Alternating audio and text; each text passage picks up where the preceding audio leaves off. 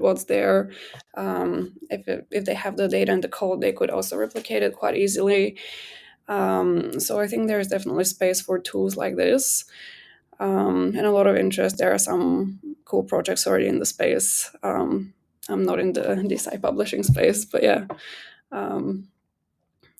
I think the main barrier of entry is education, to kind of explain to the researchers what actually we're doing, and that it's legit. It's not another crypto scam.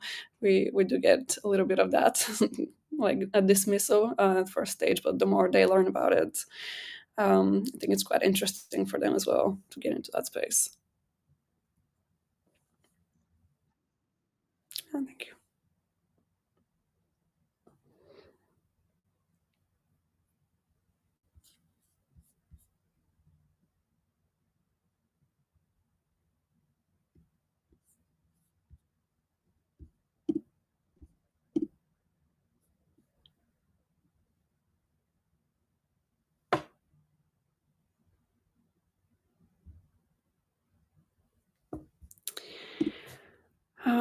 Okay, I think that's all the questions, and we're pretty much on time. I'm gonna stay here, I guess, until the next speaker comes on. So if anything else comes up, please feel free to put in the chat or just hop in.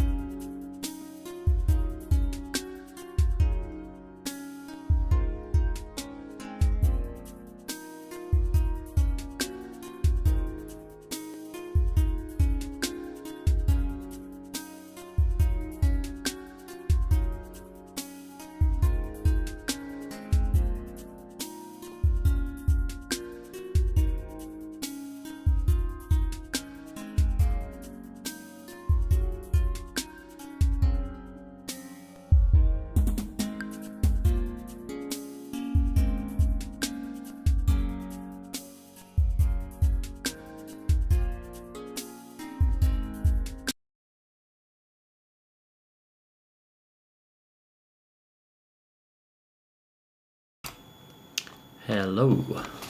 How can I see? Is it just all of the speakers that are in this stage right now?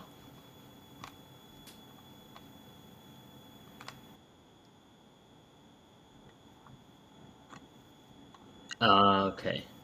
Interesting. And because this was supposed to be more of a workshop, so will I be able to hear them?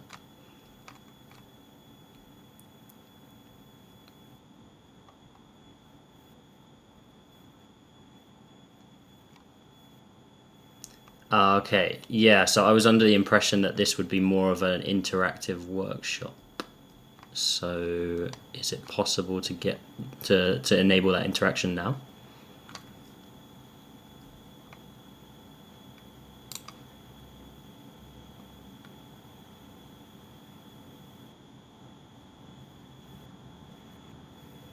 Okay. Yeah. Sorry about the hold up, everyone.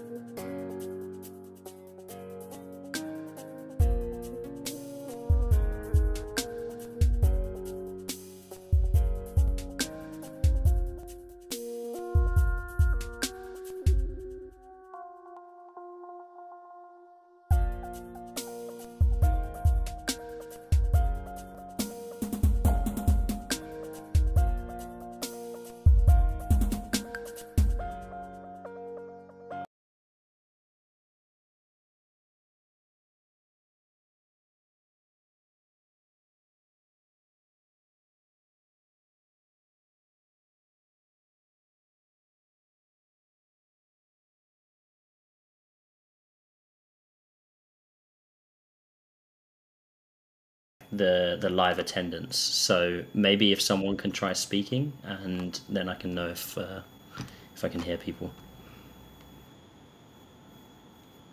Hey, who am I speaking with?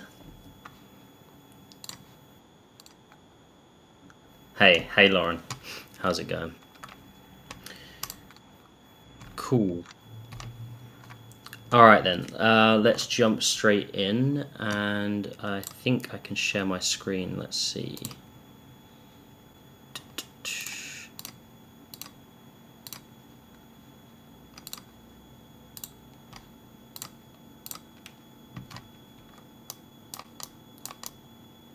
Can you let me know if you can see my screen?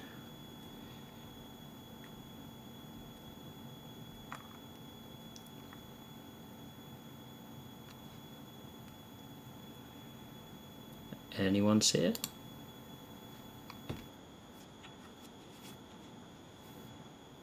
Yeah, okay. No worries. I'm zooming in now. Okay, so the intention for this session was to be doing a bit of a workshop on ecosystem design for DeSci. And just to set the stage a little bit, one of the major problems that I find, and I think many people find in DeSci when trying to be onboarded, is there's a lot of cool and interesting applications. There's a lot of different tools and workflows that people can use. But it's no secret that the onboarding experience is quite obstructive. It's quite hard for people to get involved in things. Especially if they don't have pre-existing knowledge about Web3 and the architecture behind it. So my intention for this session was to do a little bit of a workshop, starting with breaking out into basically a team, assigning then some roles, and then going through this workflow in a really, really rapid cycle. Obviously, usually a product development team would have much longer than this to do this, but I thought it'd be nice to do a little bit of a sprint and just get people thinking about the bigger picture of how all of the things that all of us are building in DeSci can be applied and integrated together to make an experience that much more closely resembles the legacy system, in that it's designed with users in mind and for accessibility. So if we are happy to proceed, then I'll just give a quick outline on the task. Obviously, the timings are going to be a little bit off because we are running approximately 10 minutes late. So the first task, we'll stick this to 5 minutes, would be backlog generation. So in this step, you're going to generate a feature backlog for your ecosystem design. Basically, with interviewing the user, the person that assigns themselves as the user, to find out what are their biggest problems and what needs to be solved for them. And we have a bit of a matrix that you'll see down on this one that helps you prioritize these. So based on how intense and how frequently they encounter these pain points. And then when we've done that, we'll go through ecosystem design, which is where we can spend probably 15 minutes actively discussing how we would create an ecosystem that integrates lots of the different elements in DeSci and specifically solves the problems that the user is facing. And then we'll have 10 minutes to present and review at the end. So we can probably cut that section down as well. So ignore the timings on here. I'll give call outs for when time's up. Just to talk you guys through the roles real quick. So we have a user, and whoever chooses to be the user can be a scientist, entrepreneur, or investor. It's really up to you. And your role is to communicate your needs to the product team with a focus on the most significant and frequent pain points you experience in either DeSci or traditional science, and how DeSci could then be applied to those. Then you have the UX designer. So their role is to listen carefully to what the user is saying and create a list of UI or UX needs that will inform the product team. So these needs should be used to inform then the types of solutions and the way in which they're executed through your team's proposed product. Then we have a software developer. Their role is to listen to the product owner and the UX designer and inform what software needs to be built and in what way to best serve the user's needs. Our product owner is their role is basically to listen carefully to the user and help prioritize which needs or pain points your product addresses. They essentially have the final say on the scope of the product, but they obviously need to be paying a close ear to all of the other group members. And then we have the business analysts. So their role is to develop a business case for the proposed product, consider monetization strategies, growth strategy, and market opportunities to help the product owner make decisions about the final product. So if we're all happy to go forwards, what I would suggest is that people who intend to participate just call out the first role that appeals to you, and we'll form a little team based on that and go through to the next task. So does anyone want to be our user today?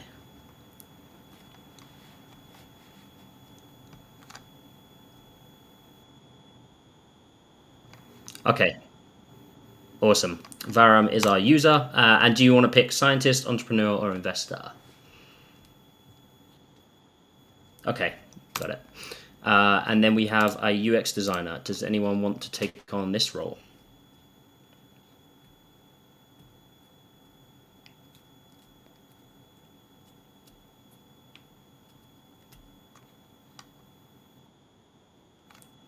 Awesome. And who was that? Sorry, I can't see your names. Okay, awesome. So Escobar is our UX designer, software developer.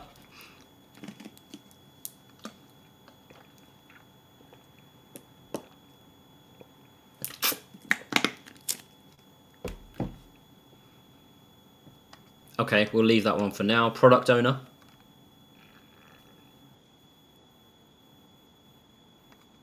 Okay, Lauran will be the product owner today, and a business analyst.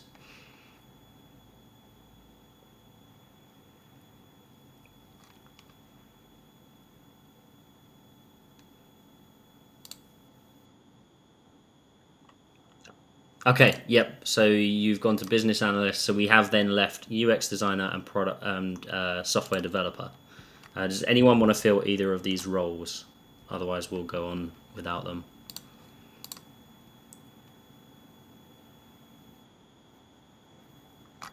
Okay, you can play yeah. What was the first one you said? You said user. Yeah, actually that will make sense. So you can be both the user and then maybe you can be the UX designer for yourself as well. Okay, cool. Then in that case, I will be the software developer, although that is not my technical background, so I'll do my very best. Okay, so we have our team, and the task at hand is first to interview our user and figure out what are the pain points that they're experiencing. So I'm just going to pop the. How can I put this? Yeah, so here's the Miro board link in the chat, and everybody can join that one. Once you're in, we'll get going on interviewing our user.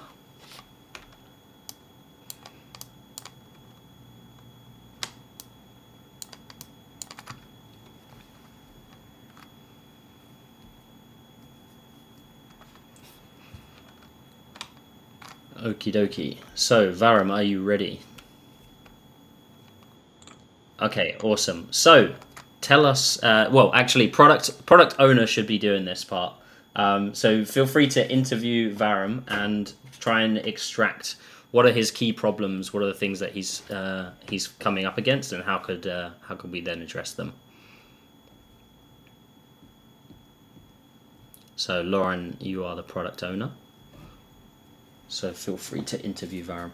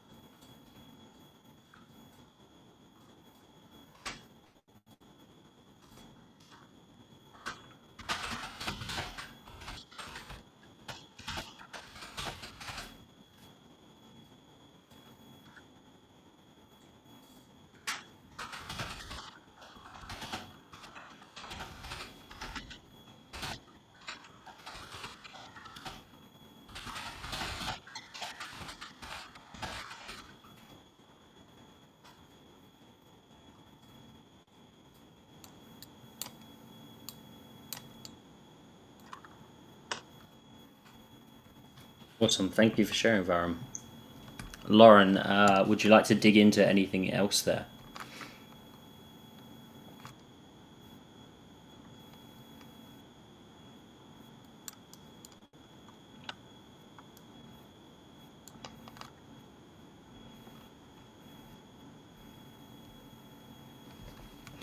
Yeah, Varun, do you want to share maybe one or two more problems, and then we'll move on to the next part?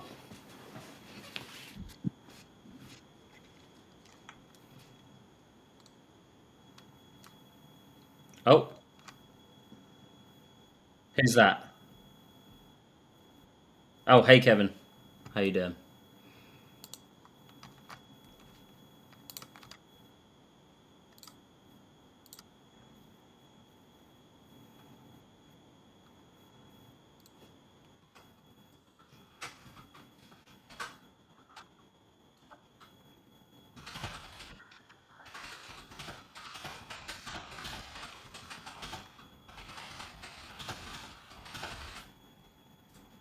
Got it.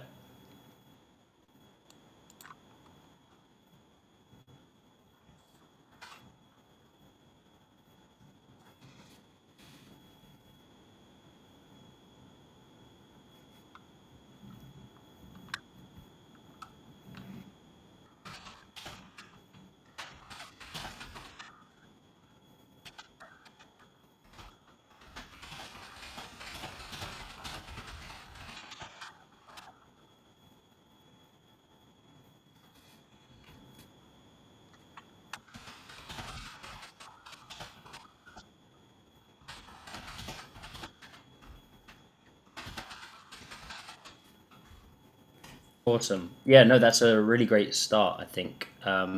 So yeah, just to give a like takeaway from this part, when you're designing products for people, especially in DeSci, I think we need to really be listening closely to the users, who are the people that are going to be potentially using them, and definitely trying to escape the echo chamber that DeSci and crypto in general can be sometimes.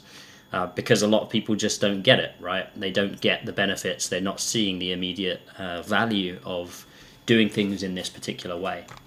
So what's really important is that we listen carefully to what people need and build with them in mind, not just from the solutions point of view and what we're hoping to achieve, but also from the UI UX. And Varun should be able to give some great insights, considering he has multiple personalities in this one. So Lauran, we have here, I think, we have three main problems here. So one is the cost of publication is quite high. I'm just going to highlight these in pink, and then we've got then he has a couple of papers and wants to increase visibility to his work, and then also the problem of there isn't always an easy way to give visibility to the smaller discoveries with less of a narrative. So yeah, your job now as the product owner would be to prioritize these needs and figure out what we're going to solve for next.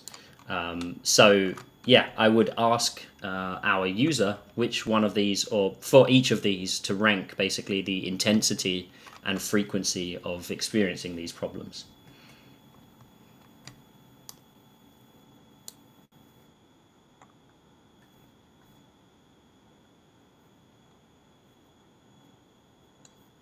Mm-hmm.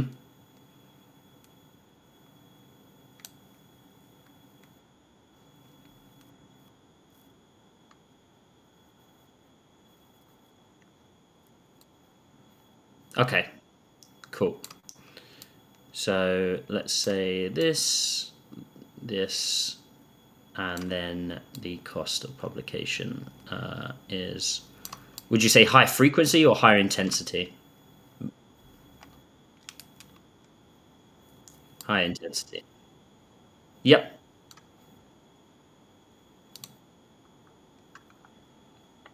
Yeah, yeah, yeah. Yeah, so this is a interactive workshop. Currently, Varam has two roles, so you can feel free to take over one of his roles. So currently, he's both representing the user and the UX designer, but maybe Kevin, you can be the UX designer.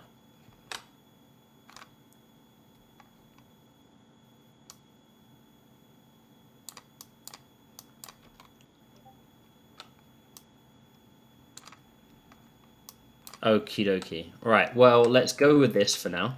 So we have our kind of prioritization matrix. Usually, what you'll do is have a lot more conversations with a lot more users, and so you'll have a lot more of these to put in different places. And so, assuming let's put all of these in the bucket for now. This is like 3 problems that we're looking to solve. So let's take all of these down to the ecosystem design board. And then we can put these in the problem solving bucket, and then we can discuss how would we potentially solve some of those problems with DeSci, or how are projects already solving those problems. So the first one is that the cost of publication is quite high. Does anyone want to speak on that one? And this can be any role for now.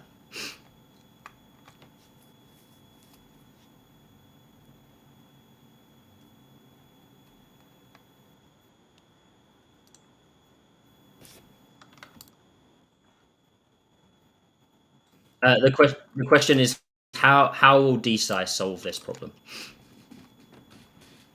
or how is it already doing so? So we can look at what already exists on the solution space, what needs to be developed, and then how we can incorporate this into a single experience. Yep.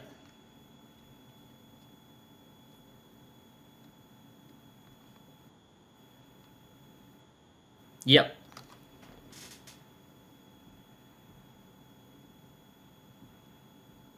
Can you hear us?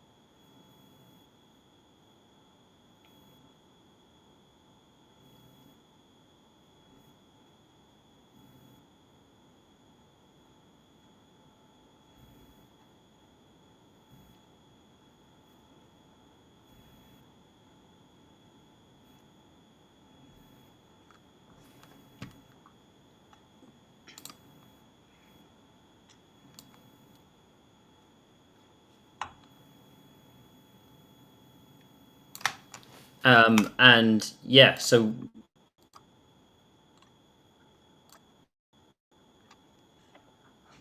yeah, yeah,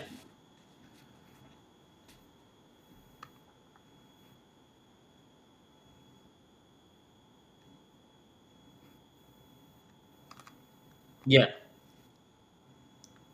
Uh,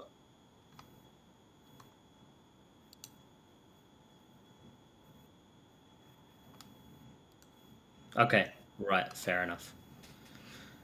Okay, we'll proceed as we were anyway. So Lauren, maybe you want to give some perspectives on how we might solve this problem with the cost of publication being quite high, or how you've seen it solved in the past.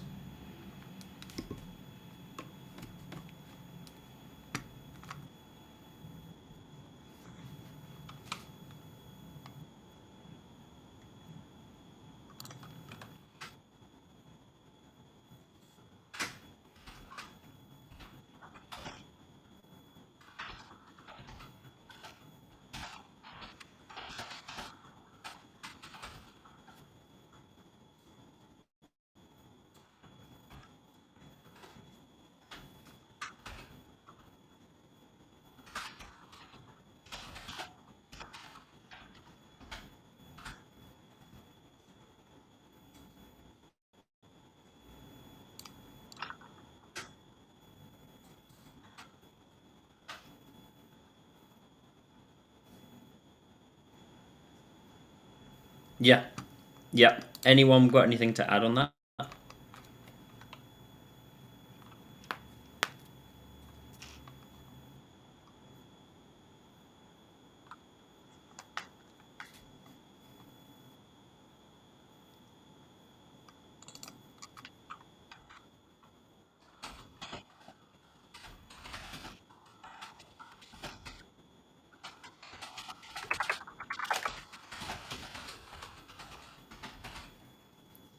Yeah. So is that more a question on the monetization side?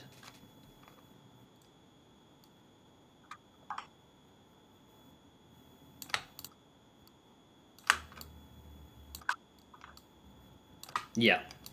Yeah. So maybe that's a question for where was he? Escobar, our business analyst.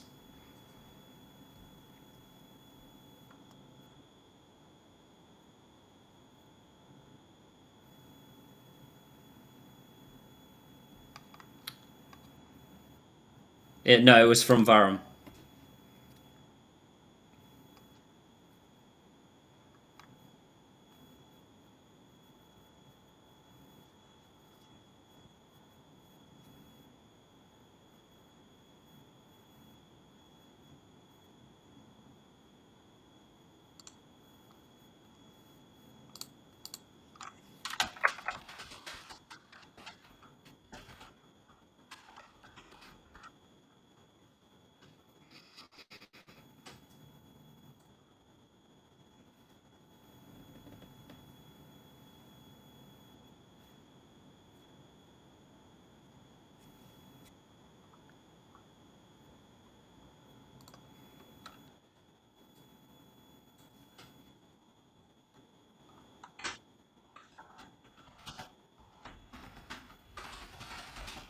Can you elaborate on why?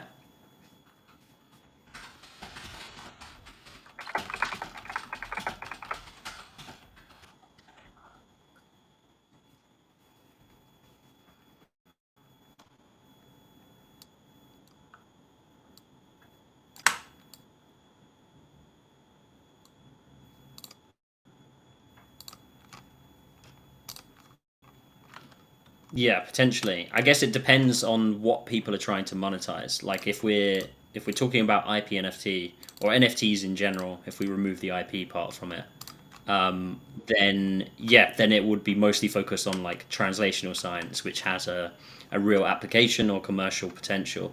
But you can also create an NFT for basic science. So would there be an incentive to monetize that, or like to make, to have some mechanism which then makes publishing costs justifiable or completely eliminates them?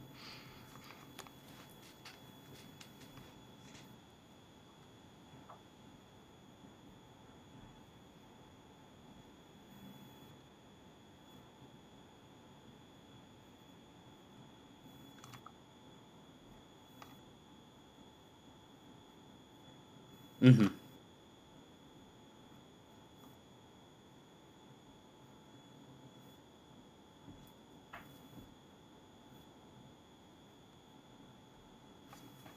Okay, cool. So that's a limitation in our design.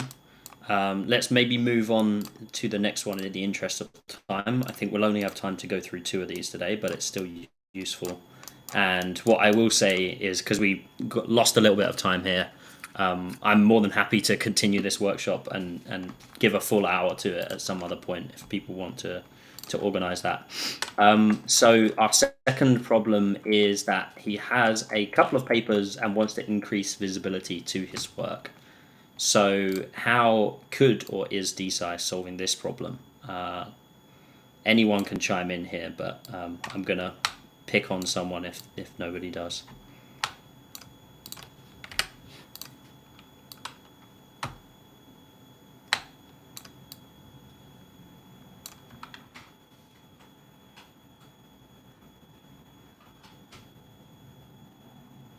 Okay, Lauren, our product owner, how do you think we could solve this problem with our product?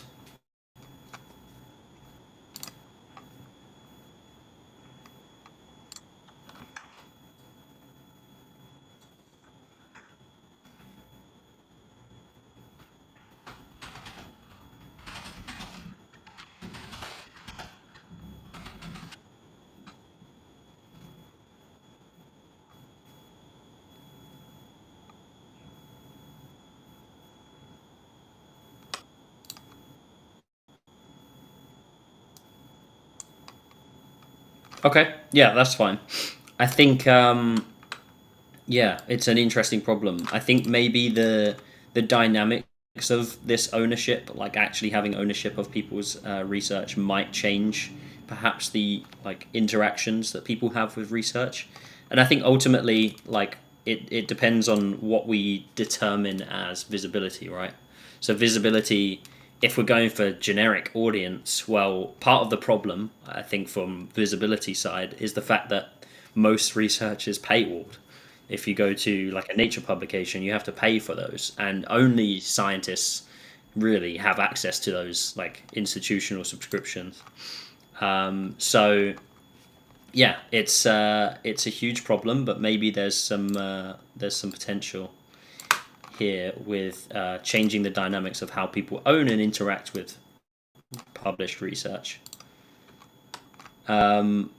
So yeah, maybe this isn't a problem we can solve right now, but given that we've only got 5 minutes left, I think we can think about this whole like our ecosystem as being an IP NFT ownership platform, IP NFT publishing platform. So if this was the case, Varun, could you tell us, from your perspective as a scientist, what UI or UX considerations are really important to you?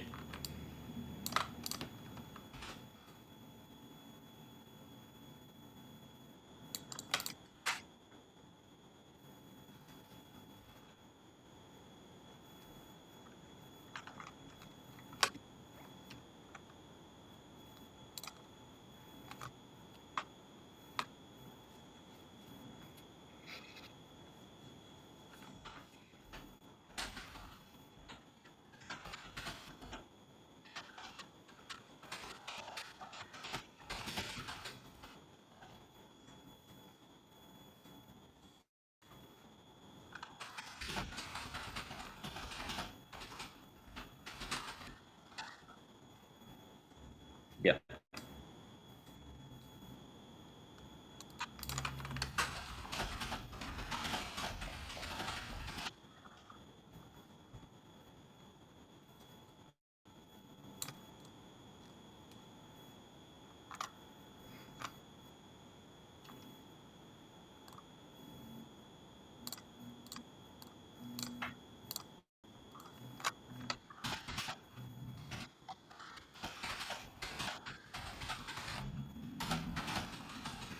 Great insights there.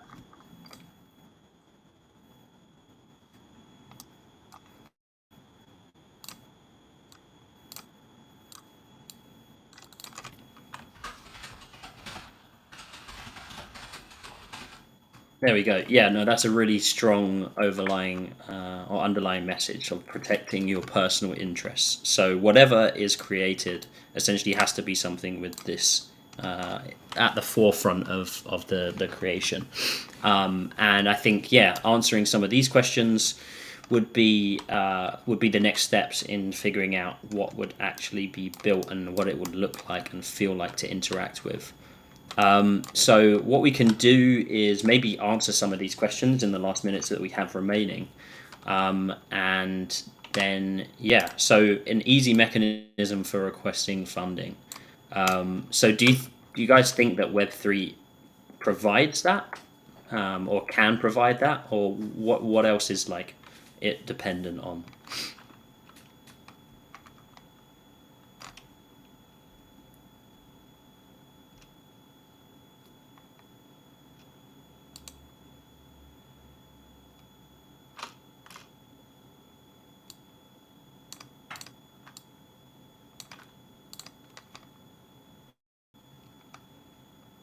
And got any ideas?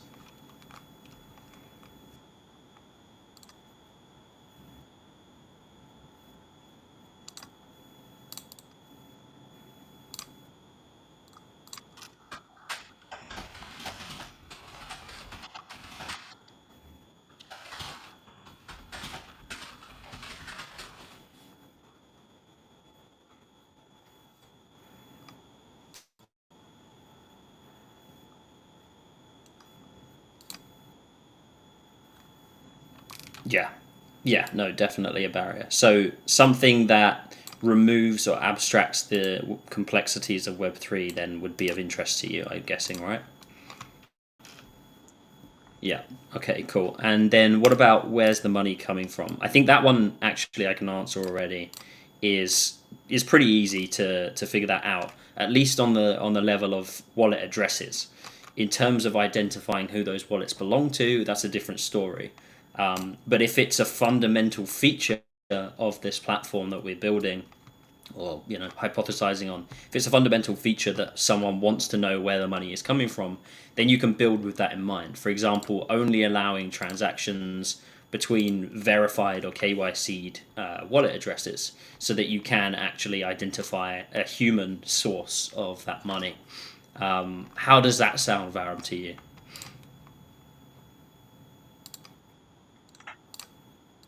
Okay, cool. So we would include a KYC process. And then, is it only funding for the publication or the research? Now, we've only got a minute left, so I want to quickly touch on that one. Like, Varun, would you have a preference, or is it just that you would like to know one way or the other?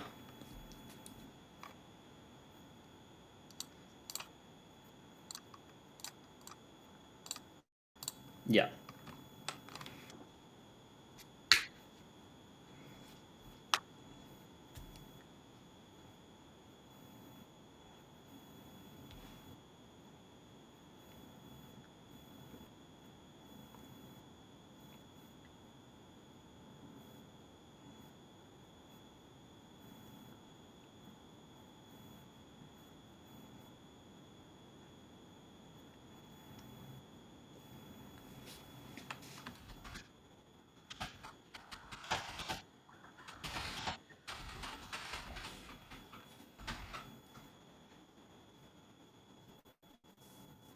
Yeah.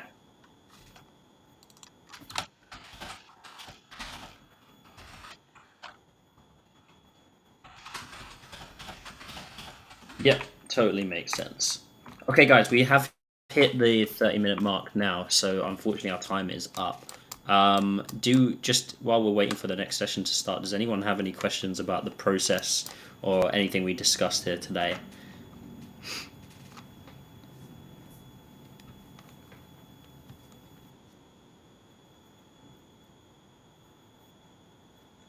Yeah.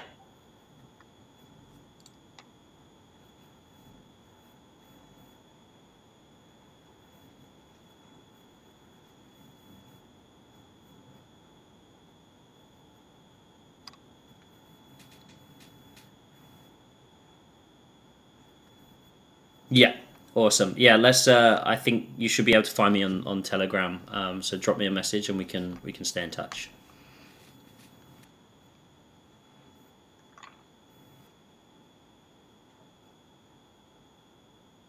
Yeah, yeah, absolutely. Would be happy to do so. Just yeah, feel free to drop me a message. In fact, I can put my let me just put my Telegram ID here in the chat, and yeah, anyone can drop me a message and we can set something up. Thank you all for participating, and sorry for the delays and technical difficulties.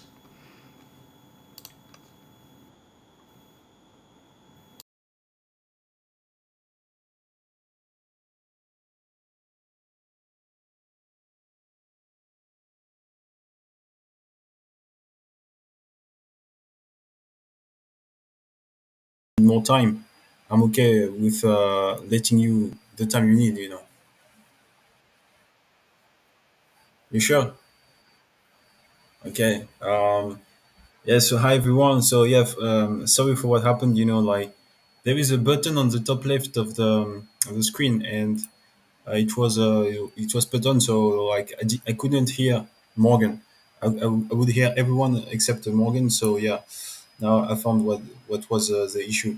So yeah, I'm Kevin Ward from Etica Protocol. And basically, Etica, it is a blockchain, and the goal is to finance open source research without intellectual property. And so, yeah, I'm disappointed that I could not hear everything about your conversation because I think it would have been very interesting for me to know your point of view I heard that you spoke about IP NFTs and all these kind of things. And well, I don't know if any of you already know about Etica protocol, what we do, and maybe I can give you an overview about this.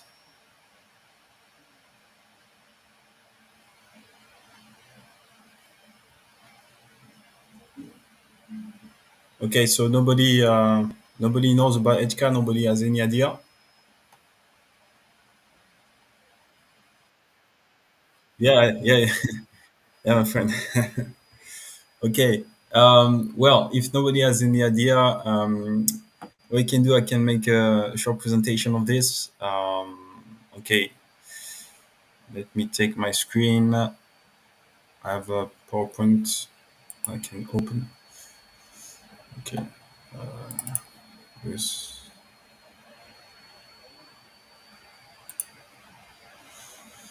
Okay,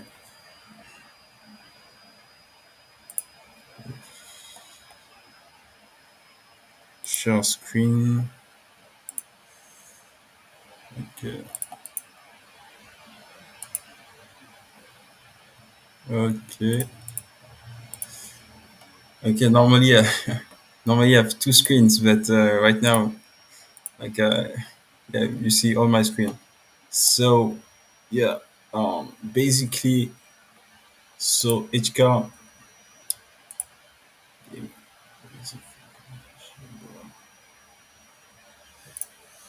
Okay, so well, Etica it's a blockchain to finance open source research without intellectual property. Um, yeah, this was like a slide I used to make a presentation of Etica, but I don't want like to go too deep into the system. But basically, the way it works is that we fund open source research. So Etica it is a cryptocurrency that can be mined, and that can also there is also a system that can reward research, so open source research. The way it works, Varun, I heard you talking about the fact that you have to pay a lot of fees just to publish in papers.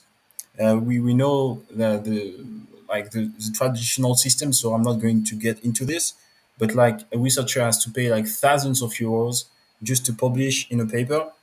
But with Etica, like we take the problem the other way around. So the way it works is that you publish open source research on the blockchain, and then within weeks there is a review process by the community, and within weeks you get funded for publishing open source research. So it's like the system, where you publish and you get paid for this. Okay. So yeah, this is Etica system, the main system, and yeah. So yeah, I don't want to go too deep into this and to bother you with that, but just to give you an overview of Etica. So basically, it's a community. We have a lot of. So if you go on Etica, you can see that this is the main site of Etica. Um, So the way it works is that the currency can be mined. So we have miners that are mining HK right now. So if I go here, for instance, you can see. So these are the mining pools. Um, so yeah, you can see that we have some miners all over the world that are mining the currency. And as a researcher, what is important is that you don't have to mine to get HK. As a researcher, you can go on etica.io. Yeah. So you see it. So this is how it works. So basically, this is like an application where researchers can publish open source research. And you can see that for every period, there is a reward. So, for instance, yeah, Varun, I don't know if you hear me, but for instance, you as a researcher with HCAR, like you go on a period. And the way it works is that you see for every period, there is a certain amount of ETI that is issued by the protocol. So as a researcher, you can publish, and all the proposals that are submitted within the same period are going to compete for this for this reward. So you can see that right now the reward every week it's about 5,000 ETI. Okay, so 5,000 ETI at current price.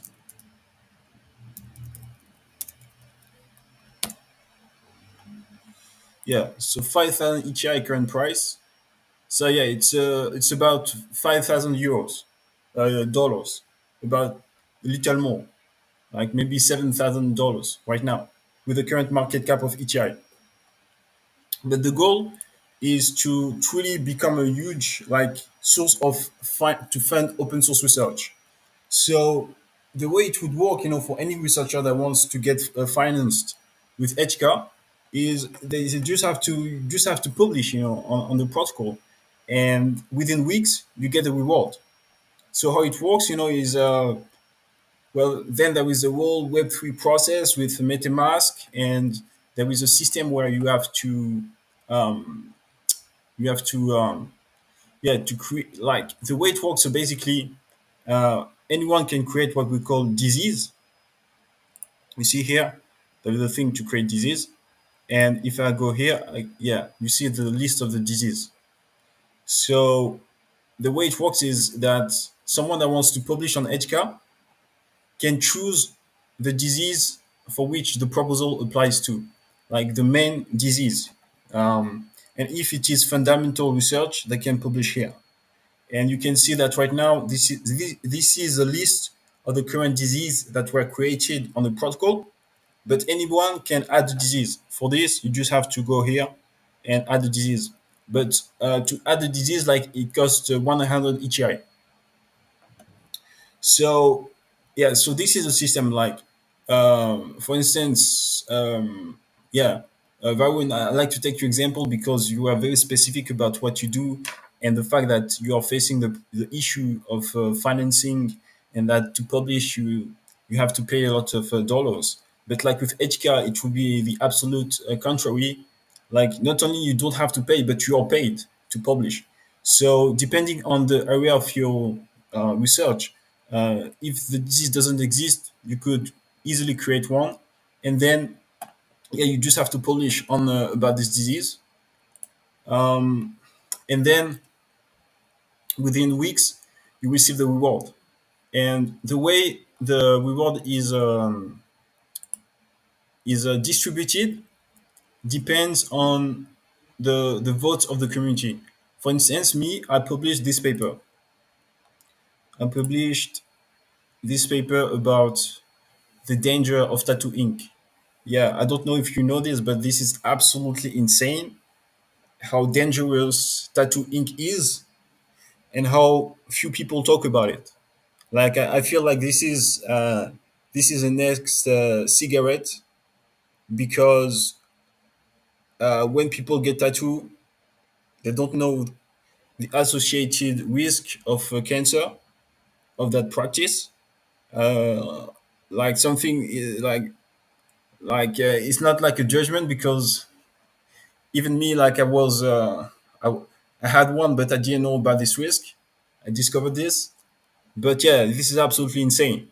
So basically, the act of making a tattoo is injecting very dangerous ink directly into the body, directly into the lymph nodes. You know. So this is my proposal, where I explain what happens. And yeah, there were a lot of studies about this. So basically, this is the kind of things that people get directly into the lymph nodes. So I don't know if you know this, but like the lymph nodes, it's a very important part of the body, and you don't want to have this kind of thing there. So yeah, so this is like a proposal I shared on Etica protocol, and now other people can think about this and propose like solutions, and any kind of things around this. And yeah, so you see, like, I published this with HK, and it was accepted. So I got some reward for this. You know, like, I can go on. For instance, if you go, we have what we call a block explorer. Yeah, you see, so basically here, where can I find these proposals? Yeah, and here in the list, you will see my proposal. So you see, this is how it works basically. So yeah, that was a kind of overview about Etica protocol. I don't know if you have any question. Yeah, if you want to engage with the system, because it's very special. I mean, potentially different from what you're used to, because we don't have intellectual property. So I don't know what is your point of view about this. I mean, feel free to share what you think.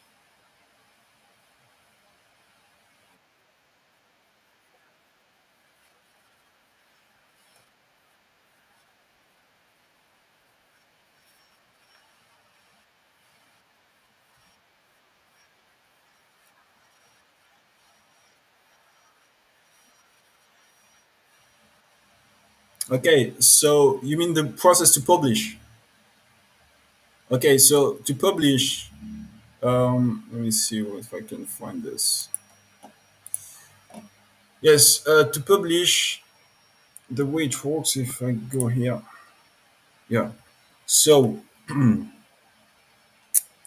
yeah, I mean, it's hard to explain without going too much into the details, but the way it works is that basically there is a currency that is ETI, and this currency, there is a fixed amount that is issued every week. So right now, if we go on etica.io, we can see this. We can see this here, here, here. Yeah, you see it. So basically, right now it says it's yeah, this amount every week. You see. So this is the amount that is issued just to reward research every week. And on the side of this, there is also the possibility to mine ETI. So there are miners, people that can like spend energy to get ETI. So there are two ways to get ETI.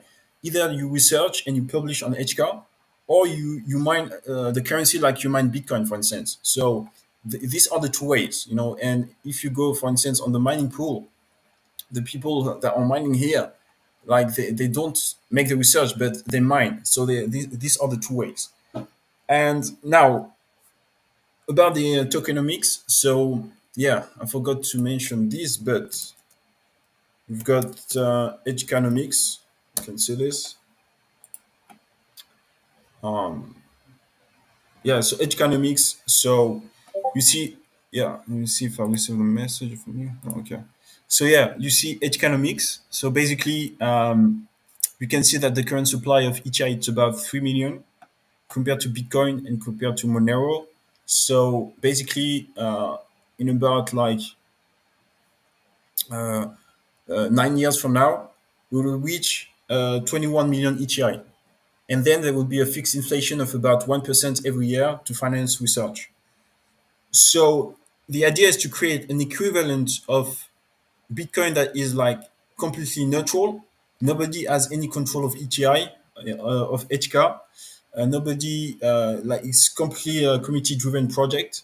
It was started in April 2022 with about 100 people from a Reddit community, and then the community now is growing, you know, more and more with people from all over the world, and nobody controls it. So me, I'm the main dev, but I have no specific rights on the system, and it is like completely independent. So the idea is to create a new source of funding that is neutral and completely above any entity that could control it. Um, so yeah, so this is for the supply of ETI. Uh, Here you can see the system how it works. So basically, in blue, you can see the daily emission from mining. So this is what the miners get. You know, every you can see on the chart.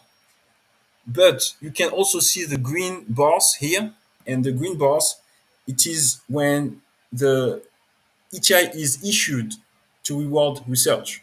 So basically, every time someone submit a proposal during a period, there is the fixed amount of ETI that is issued. So every period, it starts Thursday at midnight UTC. And so every Thursday midnight UTC, we enter the new period, the next period.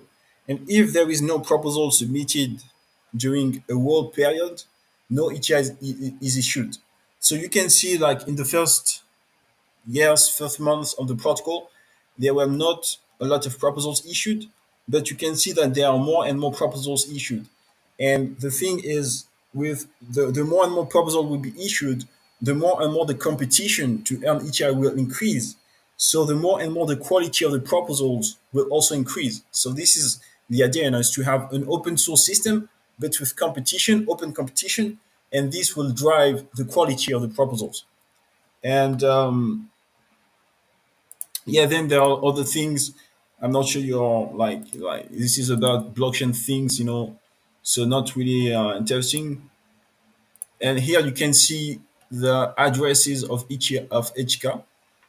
You can see that yeah, we have the surge over the last past few weeks and days. You see, so basically the network is constantly growing. You can see that now we have about like 7,000 addresses on the network. Yeah, so that was to give an overview of the currency. But as a researcher, so the system is this way. First, it's necessary to yeah. So how it works is like this. Like let me see if I can show you this. Yeah. So the first stage is to do what we call to stake ETI. So to stake ETI, it means once you have ETI, you can basically, if you want, like lock ETI in the system for 28 days. And when you do that, in exchange, you get another currency, another token that is called bosoms. And with these bosoms, you can vote on proposals or you can submit proposals. So basically, once you have bosoms and you want to vote, you see, basically you can go on Etica.io or any platform that is running the blockchain. And then you see the process here, you see the proposals. And then here, there is this, you have some bosoms here. And yeah, here you can vote on proposals. So with ETI, you can either vote on others people proposals or you can submit proposals. And when you submit a proposal as a researcher, what happens is that the proposals get voted on for 3 weeks. So during 3 weeks, people can vote on your proposal. And after the 3 weeks, there is 1 week during which, so yeah, during 3 weeks, people vote. And then after this, there is 1 week. During this week, people can reveal their votes. So they can say, okay, I voted for this proposal or I voted for, yeah. So during this week, people reveal their votes. And after this, once everything is done, you just have to wait the end of the period and you get your reward. So the whole process, of the voting be, between the moment you submit the proposal and the moment you get the rewards, it's about 5 weeks. So in about 5 weeks, you receive ETI after this process, and this is where how you can get funded by publishing open source research. So yeah, so as a researcher, when you want to publish on Etica, you choose the disease you want to publish on. Then you go here on submit proposal. You see, submit proposal. Then you go here, you enter. So yeah, first you enter the disease hash. So here we can see, like, I have to enter the disease hash. And then once you enter the disease hash, it will let you enter the parameters of your proposal. So you enter the title of the proposal, the description of the proposal, the IPFS hash, So the way the proposals are stored is by IPFS. For instance, for the proposal I showed you, you can see here my IPFS hash here. You can see it. See, and yeah, so you have the IPFS hash. So we can store any kind of documents. You can, it can be one PDF. It could be a folder with videos. So yeah, any kind of content can go on the IPFS hash on the proposal. So it could be a video of an experiment. It could be any kind of thing, that can make research advance. And once you're ready, you just have to do this process. And and yeah, let me see where I was. Yes. So you enter here the parameters of the proposal, the title, description, the IPFS hash. Uh, then there is other things, but not important to mention now. And once you have, you see, yes, so this is how you enter everything. And once you have entered everything, you just have to click the button to submit the proposal, to send the proposal, and then that's it. The proposal will be voted upon for 3 weeks by the community. The only thing is that when you submit a proposal, you have to put a collateral, ETI collateral. So it's like an amount of ETI you have to put, so that if like your proposal is massively rejected by the community, uh, you will lose your collateral. So this is like how we can protect against spam and low quality proposals. Right now, we have a specific issue because the current collateral is 10 ETI, so it's not enough at current price level um, to make sure that people do not submit proposals that are not very useful. So we have passed what we call an ETIP recently, that will raise the level of the collateral. So from 10 ETI, it's going to be like about 500 or 500 ETI or 100 ETI to publish a proposal. So it would be like at current price level, it would be like you have to put a collateral of about 100, $200 to publish. But in comparison, you can get much more money if like your proposal outcompete other proposals. You can get up to 5K every week. So this is how it works.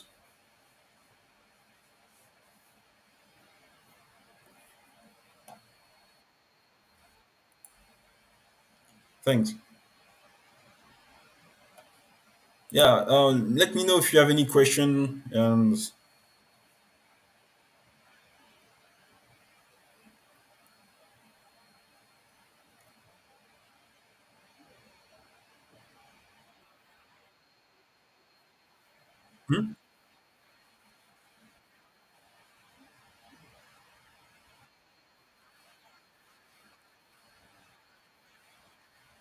okay, okay. And what do you think about the system like with that intellectual property?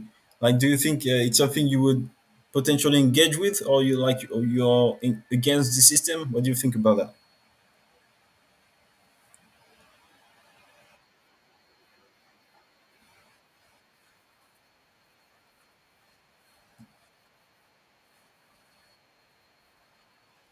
Hmm?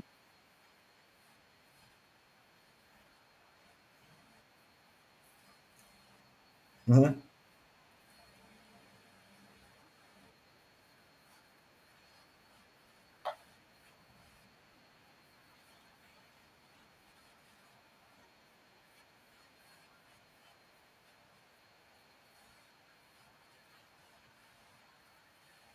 Okay, okay. You mean you're not researching anymore?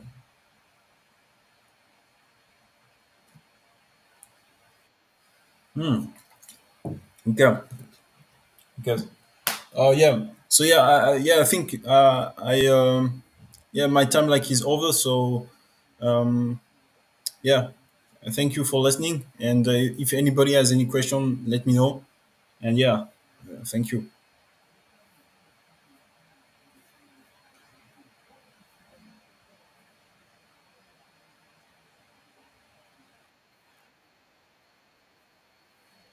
Thanks.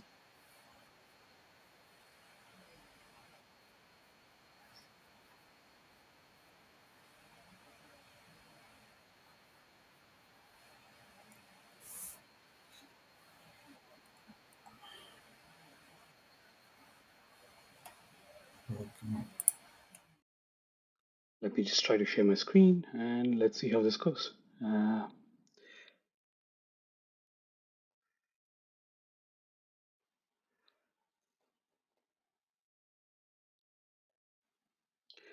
Perfect. Does everyone see my window?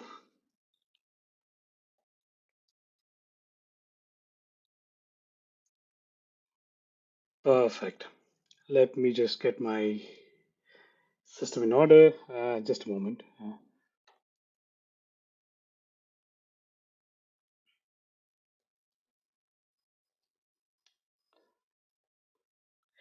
Perfect. Thank you so much, everyone, for being here for this session. I'm really excited to have this conversation with all of you.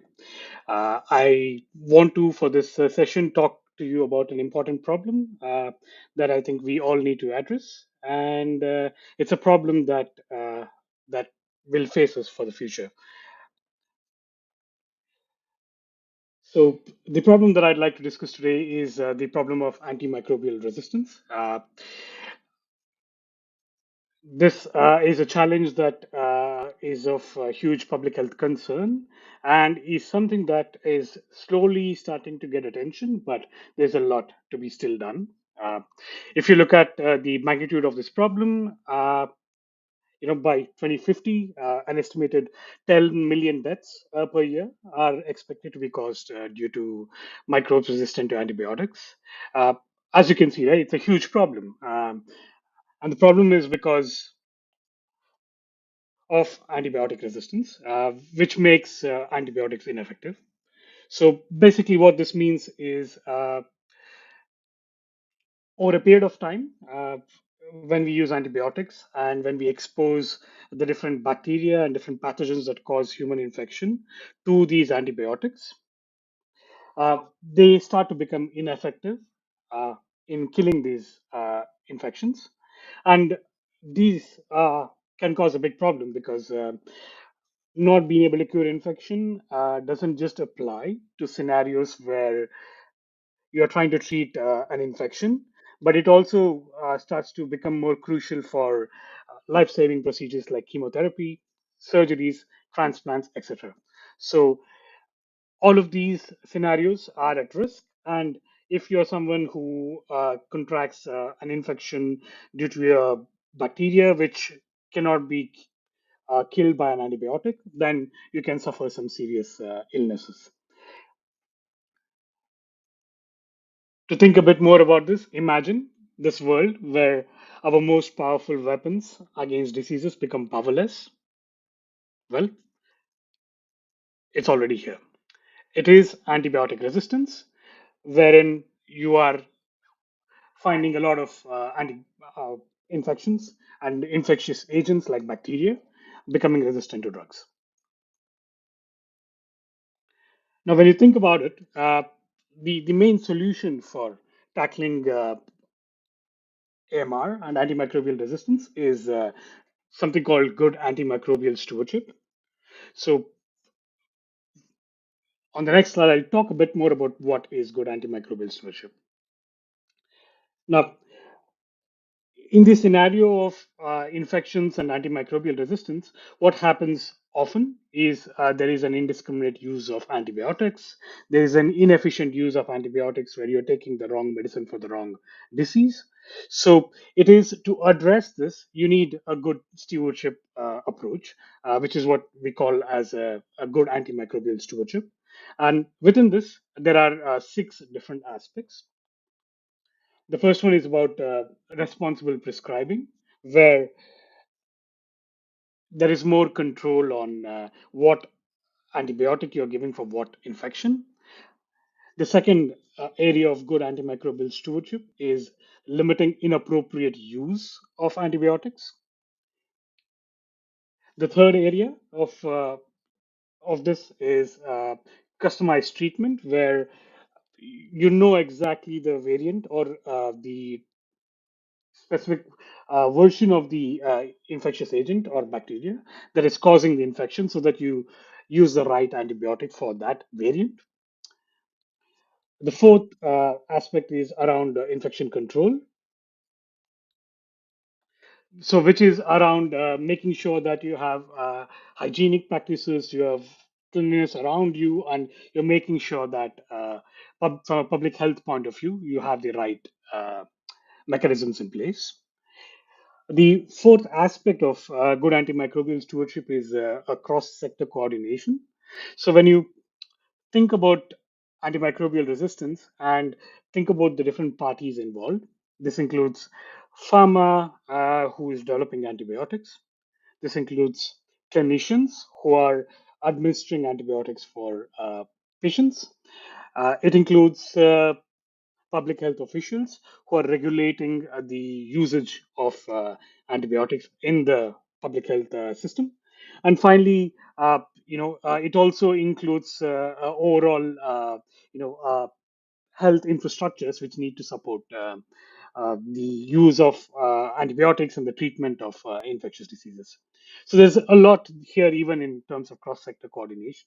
And finally, a key part of good antimicrobial stewardship is ensuring that there is a sustained access to antibiotics. What I mean with ensuring sustained access is if you think about our journey with antibiotics, it's about just over 100 years old. And a big spurt in the development of a lot of new antibiotics happened in the 60s and 70s. And ever since that, we've had like very few new antibiotics coming out into the market, and even the funds being invested into R&D for antibiotics is quite low. Keeping that in mind, a key aspect of good antimicrobial stewardship is also making sure that there is sustained access. We are continually developing new antibiotics and bringing those into the market so that patients can be treated. So to summarize, this is the core of the solution for tackling antimicrobial resistance, but there are problems because it's not sustainable. Now, if you think about what makes antimicrobial stewardship sustainable, the core of this is misaligned incentives. So, for example, if you take the example of a pharma company which is producing antibiotics, the incentives for them is to produce these antibiotics, bring them out into the market, generate revenue, and then feed the profits from that revenue into developing new antibiotics. But if you think about the problem of antimicrobial resistance, what you want is not overuse of antibiotics or a lot of sale of antibiotics. Instead, you want a more controlled and a more thought through pragmatic use of antibiotics. So here there is a misaligned incentive. Now, this also correlates with the second part, which is the no economic incentive. So this limits the interest in pharma to invest in developing new antibiotics. The third aspect is overprescription preference or pressure. So doctors are incentivized to prescribe a lot of antibiotics because you have patients coming to you and then they're not able to get treated very quickly and they want a quick solution. Then what do? End up prescribing antibiotics, and then that further resulting in or misuse or overuse in some cases of antibiotics. You also have the cost burden because when you want to then manage the healthcare system in light of the additional cost due to the antimicrobial resistance, there's a huge overhead for health systems, especially if you think about low to middle income countries, which are quite resource constrained. So there's a huge burden also to antimicrobial stewardship, which makes it further an unsustainable process.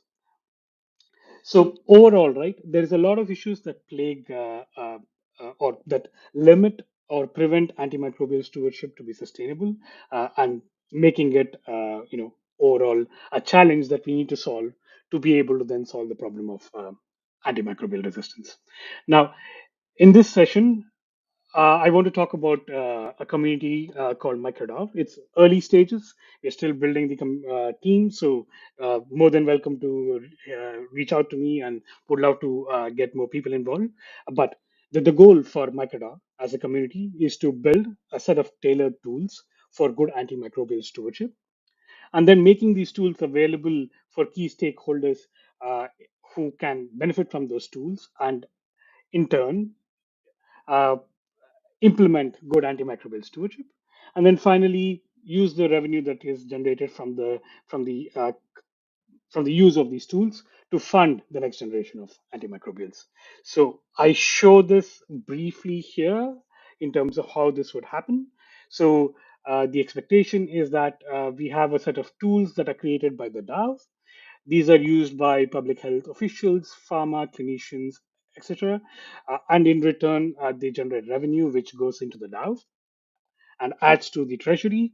And the funds that then get generated are then disbursed to fund research projects on developing new molecules or new antibiotics.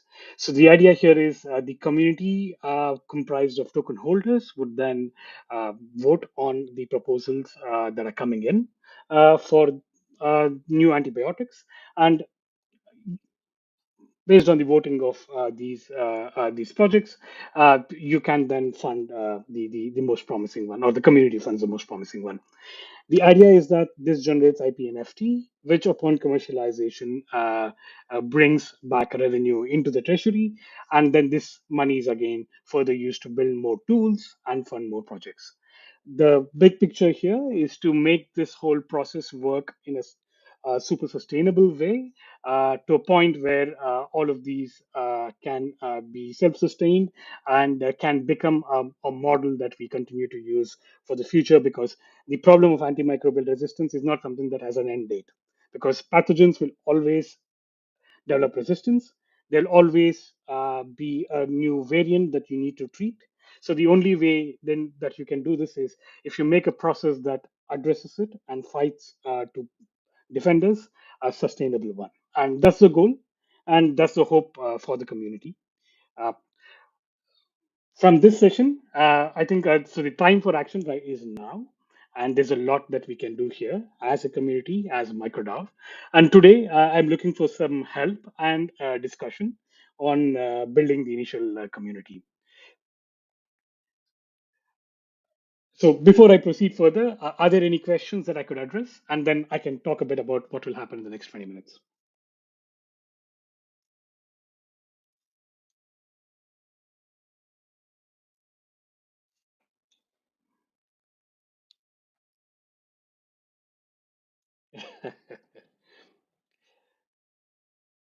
Okay.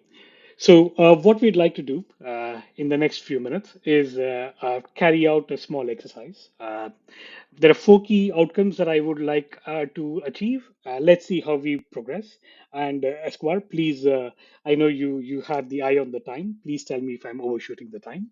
Uh, I want to do four things. First, I want to work with all of you and map values that would drive the different community segments.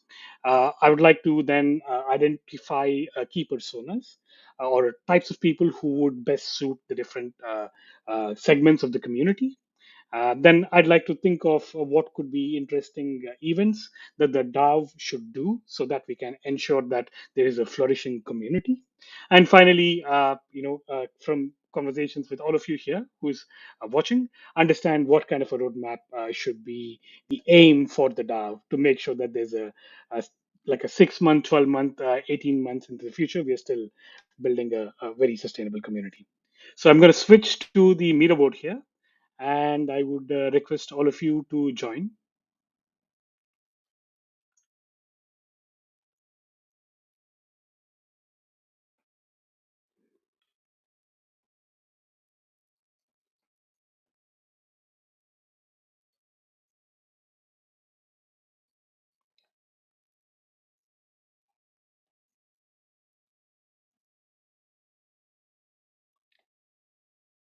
Okay.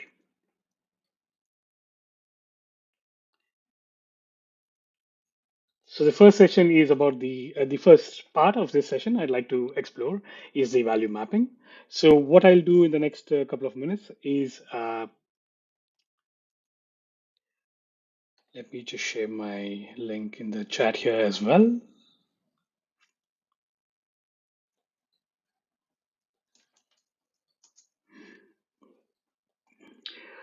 Yes. So in the first, to begin with, I'll first describe what I see are the key community segments or segments for the microDAO community.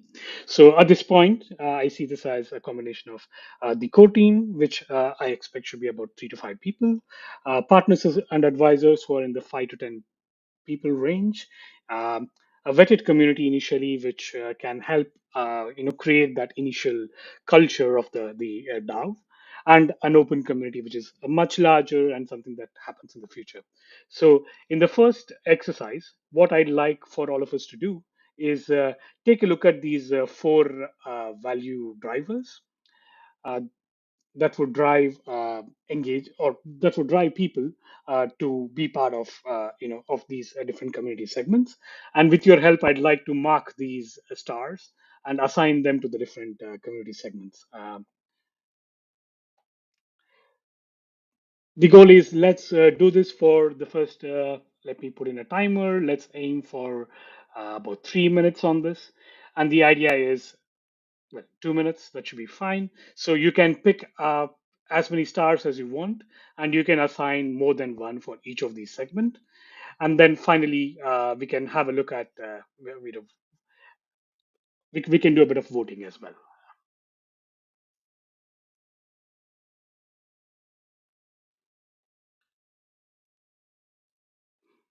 Is everyone able to access the leaderboard?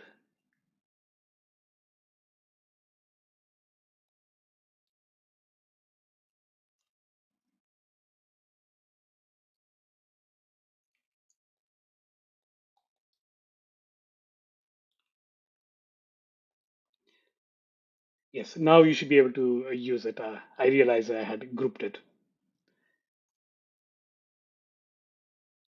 So this part here, which of these value statements do you think applies to each of these community segments here? The core team, the partners, the vetted community, the open community. So the four value statements that we're talking about are purpose, product, people, and profit.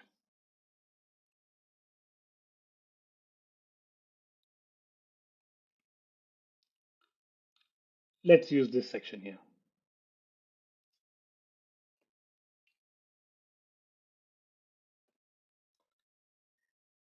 To me, it seems like purpose is something that would drive the core team members.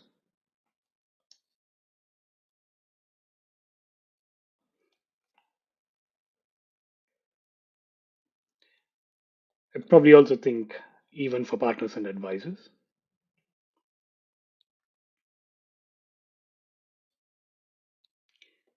Anyone here who would like to comment? Lauren, Kevin, please feel free to jump in. It's super informal.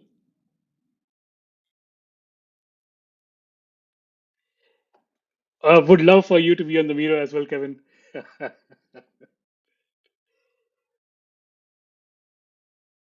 If you aren't already there. Yeah. Would love it. Yes, yes, please. Yeah.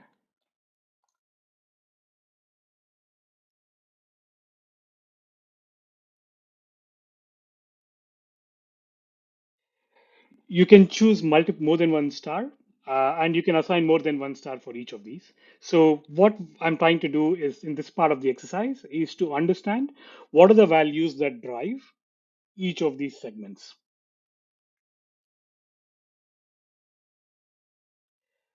Yes, there are four values here. The idea is, which of these, it can be more than one, drives each of these community segments. Yeah. Let's give it another minute.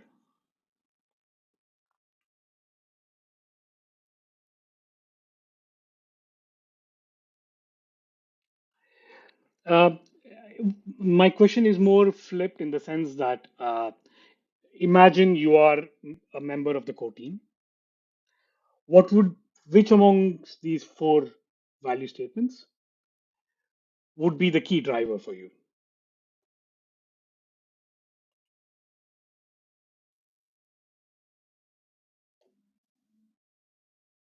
Okay.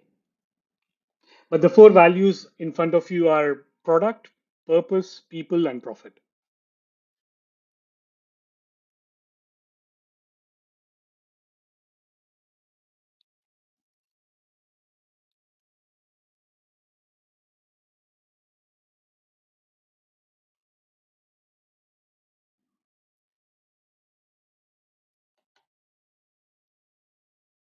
Okay.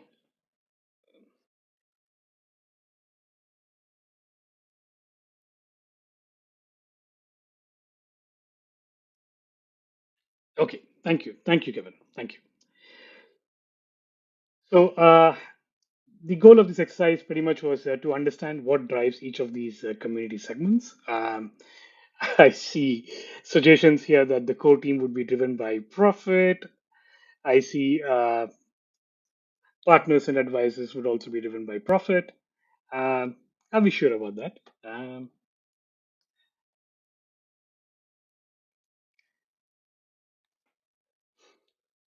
Okay.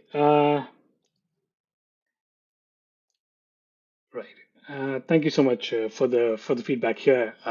Now let's try to do something. Let's move to the second exercise. Escobar, how much time do you have?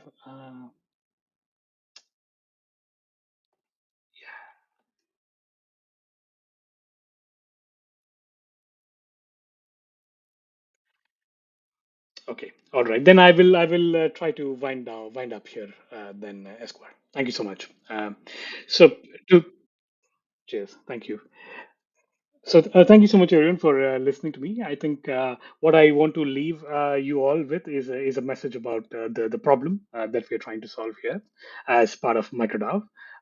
It is the problem of tackling antimicrobial resistance, and it's the problem of making sure that we can make good antimicrobial stewardship sustainable, and in the long run, build a community that can, in a sustainable way,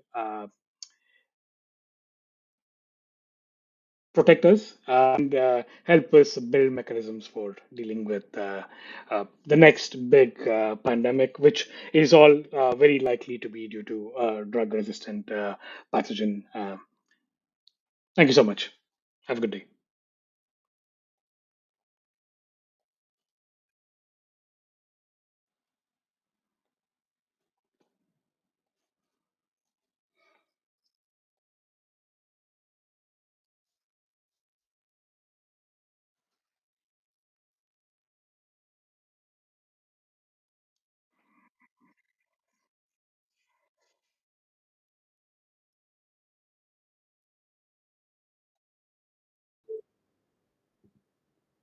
Yeah, we are.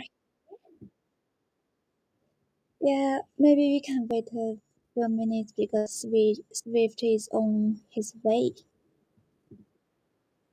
Yeah, okay.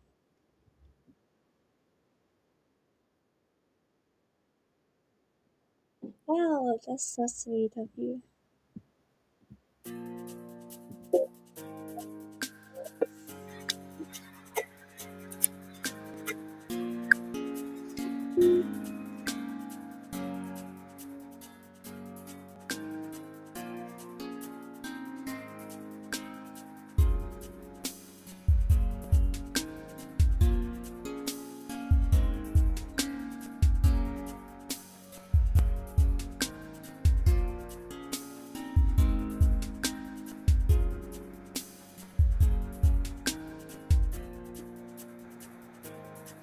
So I will present.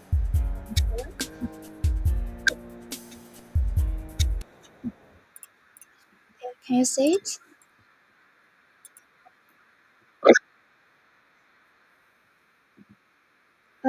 Yeah, I'm sharing my screen now, so can you see it? Okay, great. Okay, so let me check if Swift is here. Uh,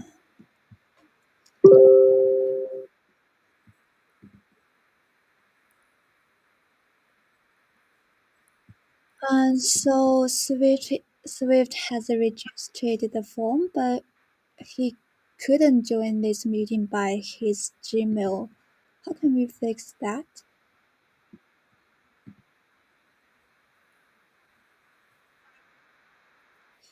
My partner can join this meeting. Yeah. Yeah. His name is Swift.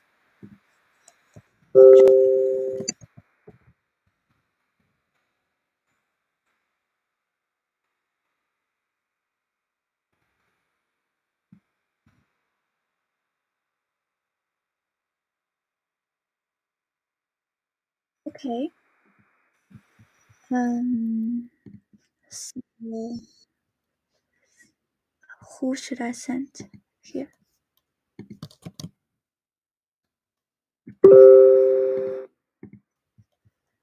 Or do you need Gmail?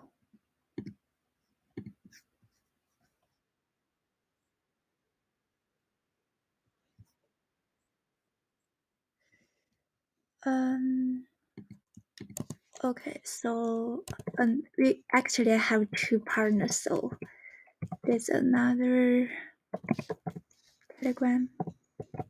There's another Gmail.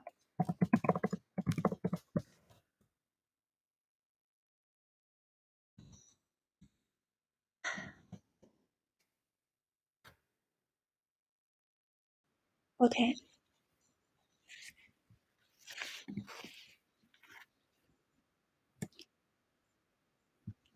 Okay.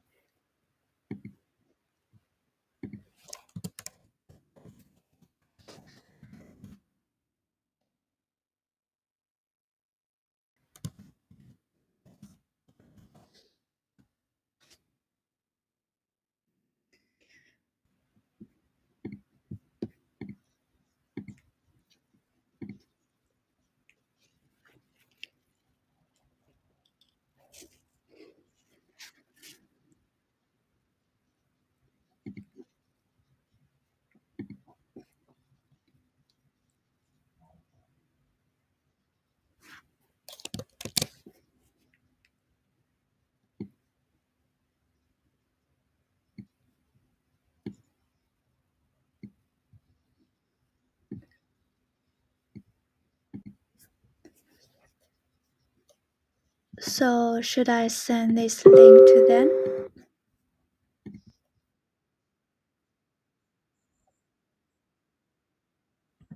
Okay.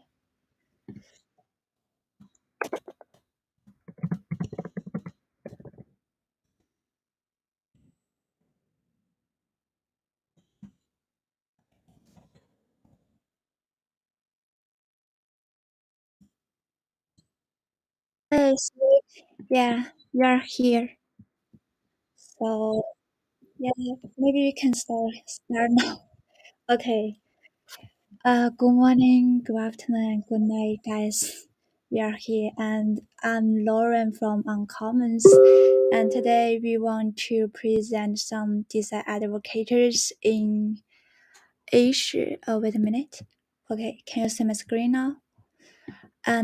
Yeah, so let's give a brief introduction to Uncommons and myself. So Uncommons is a public sphere where a collective of public goods builders explores crypto thoughts together. So DeSci is a very important scope we keep exploring, and myself is an operator at Uncommons, and I'm also a DeSci enthusiast. So why Uncommons is DeSci advocate. Actually, back in 2022, we are one of the Asia donator in DeSci feature round, and at that time, those DeSci pioneers like Molecule Labs, like Protocol Labs, like Vitalik, are all the donators in this round. Later in 2022, we also held a lot of talks in DeSci. We talk about the history of DeSci, the molecule particle, and beta DAO, lab DAO, and also the peer review mechanisms. And by all these talks and sharings, we attracted many community members who are interested in DeSci, and Swift is one of them. And on August 2023, he started DeSci Asia. So next session, he will introduce some DeSci development in Asia in 2023. So Swift, would you like to introduce yourself a little bit and start your session?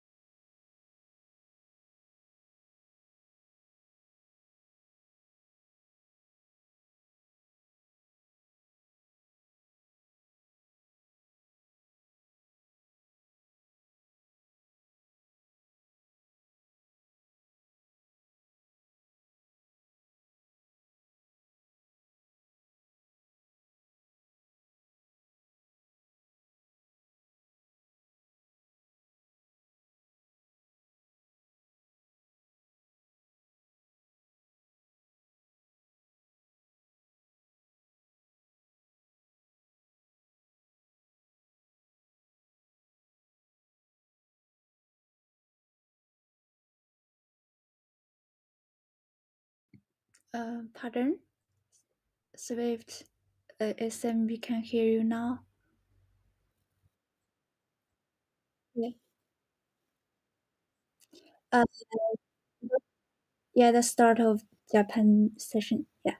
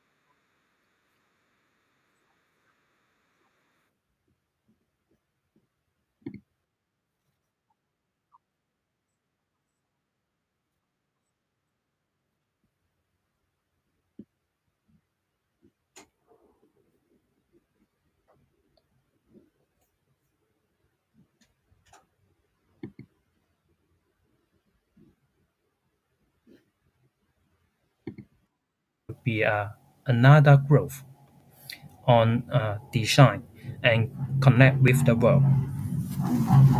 Thank you.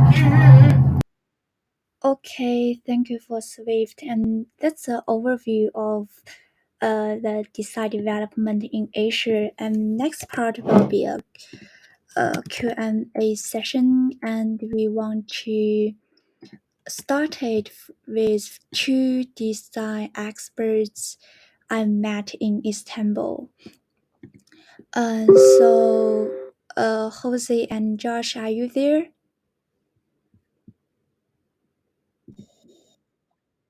Yeah, yeah, yeah, I can hear you now. So maybe we can start by a very brief self-introduction. Yeah. So what about Jose? You can just briefly introduce your experience in design, and we can start the Q&A session. Mm-hmm. Mm.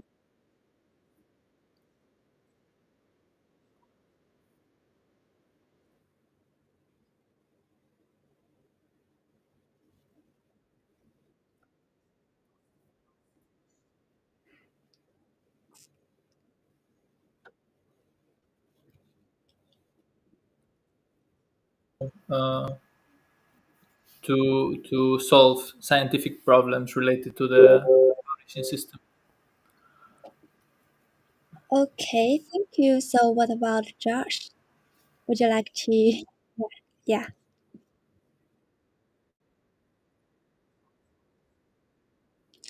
Do, wow. Yeah, we can see you now.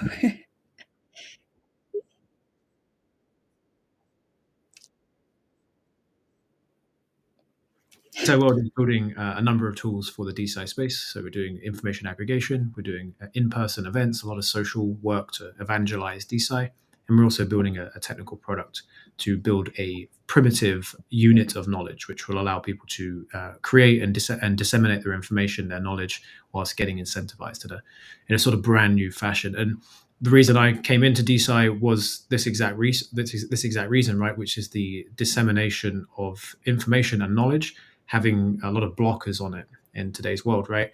And so we need to find ways to essentially, originally it was just for research funding. That's why I started this platform, but it's sort of evolved into something quite a bit more rich, which is about what is the knowledge, what is the information that we're actually creating, like how do we value that, how do we quantify that? And so really open to like some interesting questions about what DeSci really means for science and for innovation, for publishing, for research, for incentives. We're hoping that it's going to be a big change rather than just sort of slight improvement on the current system. It's going to be an entirely new version of that. Yeah. Okay. Yeah. By the way, the DeSci landscape analysis mentioned before, one of the authors also came from DeSci world. Yeah, that's a very amazing works. So maybe we can start our questions session. Sorry, this question has an update. Maybe you can help. So first question is so for Josh. So what motivates you to build DeSci world, and what are the most challenging things on your DeSci journey? So maybe the first part you have answered a little bit, and you can focus on the second part.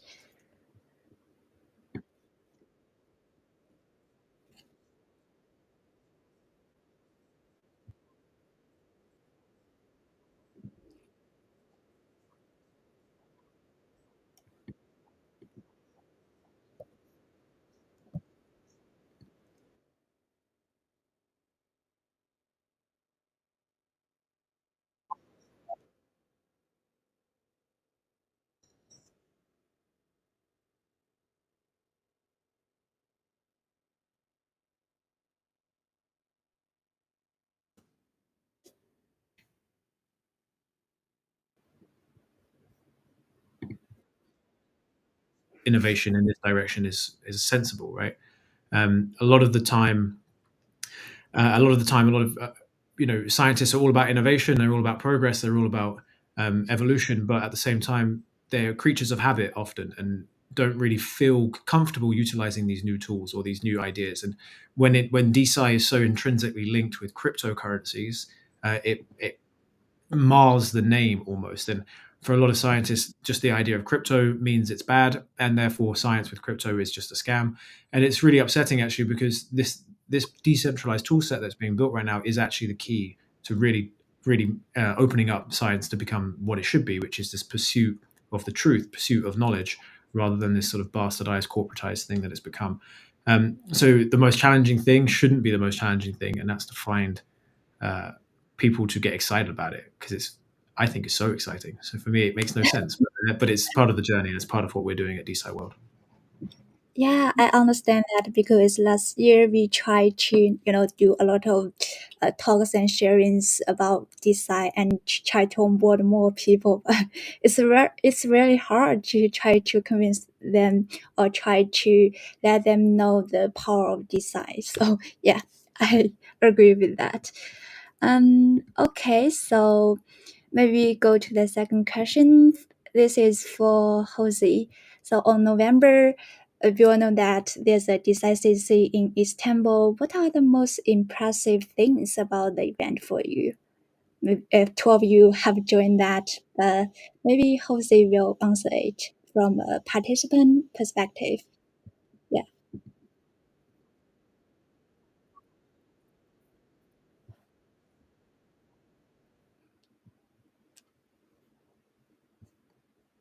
Support DeSci even from other communities.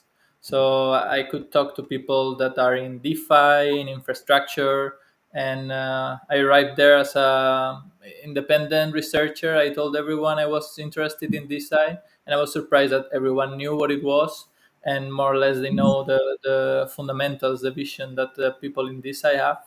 So I think that's to be praised to the whole community and people that raise awareness about DeSci, that is actually catching up and people are more aware on what is DeSci and what are we doing here.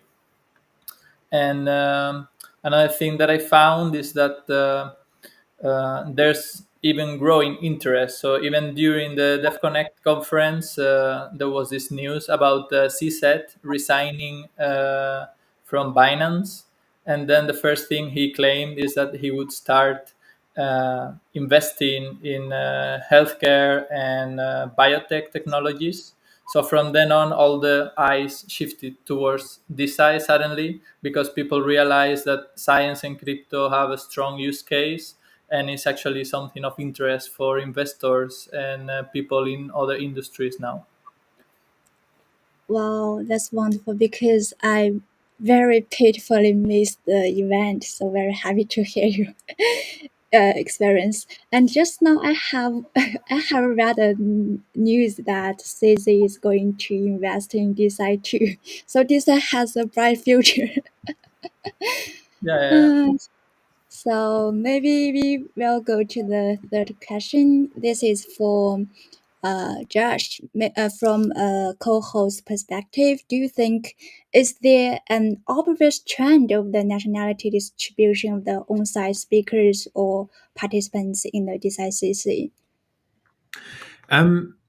It's kind of an obvious trend in the same sense of distribution of Web3 in general, right? Which is mostly European, North American, and sort of Chinese, Korean, and kind of Australian. But so that there is a real lack of sort of people in DeSci who are coming to present their projects from areas such as South America, from areas such as Africa, the entirety of Africa, from areas such as like more sort of rural places within China, within this sort of like Southeast Asian states like Thailand and Vietnam, etc.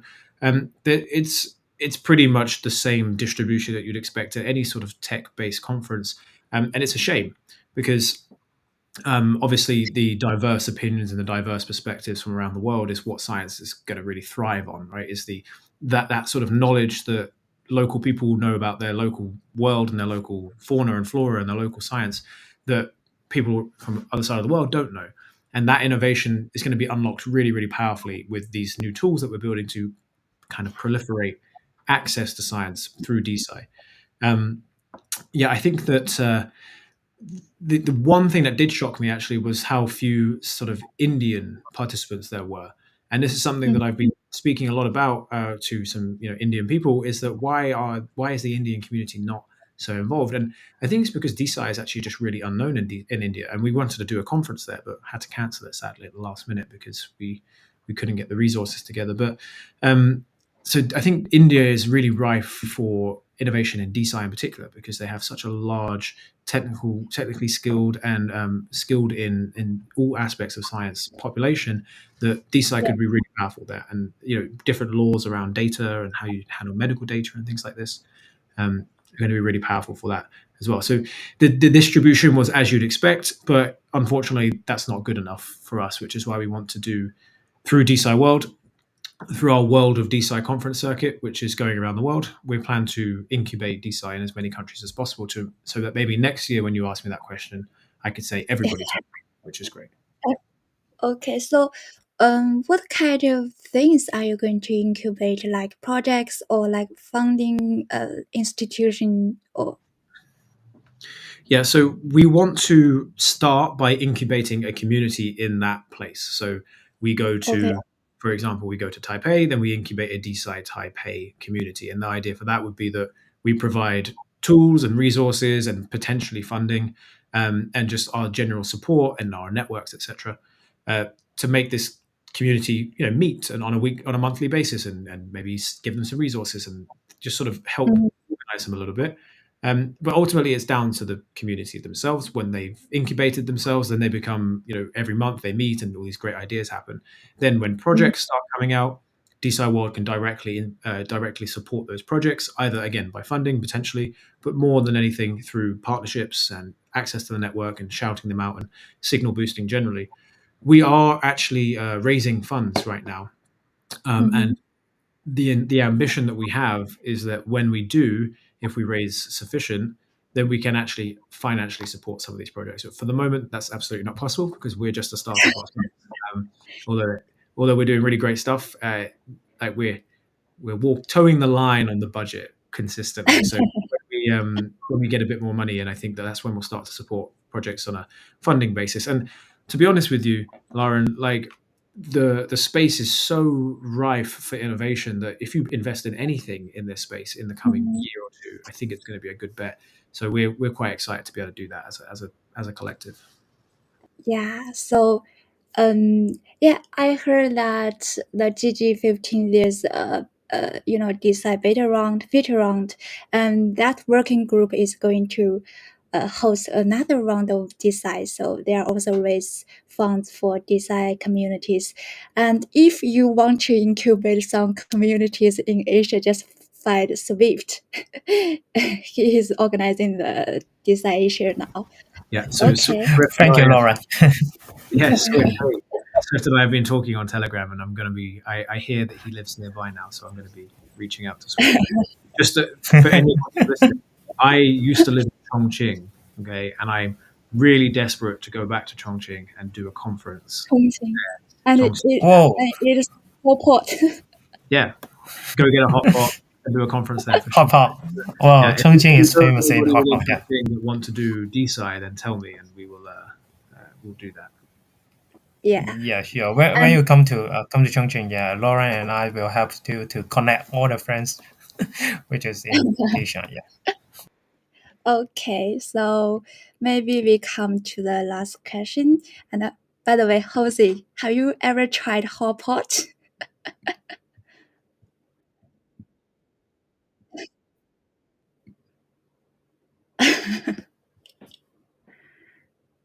Maybe next time, if we have some opportunities, we can have hot pot together.